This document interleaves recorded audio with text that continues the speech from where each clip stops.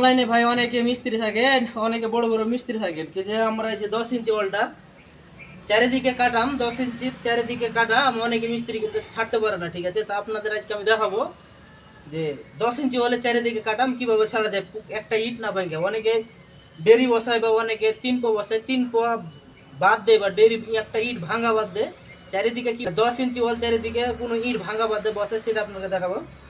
অবশ্যই আপনারা দেখবেন ভিডিওটা, পুরো ভিডিওটা দেখবেন মনোযোগ সহকারে। এই যে আগে বসে নেবেন, এদিকে যাবে 10 ইঞ্চি, এদিকে যাবে 10 ইঞ্চি, এদিকে 10 ইঞ্চি এবং এদিকে 10 ইঞ্চি। পুরো ভিডিওটা দেখবেন আপনারা, তাহলে বুঝতে পারবেন, মানে একটা ইট ভাঙা পড়বে না। অনেকে যারা মিস্ত্রি আছে, নতুন মিস্ত্রি, তা অনেকে এসব ভুলটা করে থাকেন।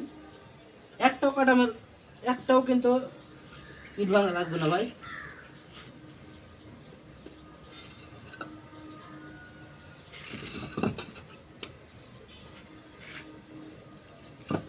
এই যে দেখতে পাচ্ছেন, একটা ইট ভাঙা ছাড়াই আমি চারিদিকে 10 ইঞ্চি কাটাম।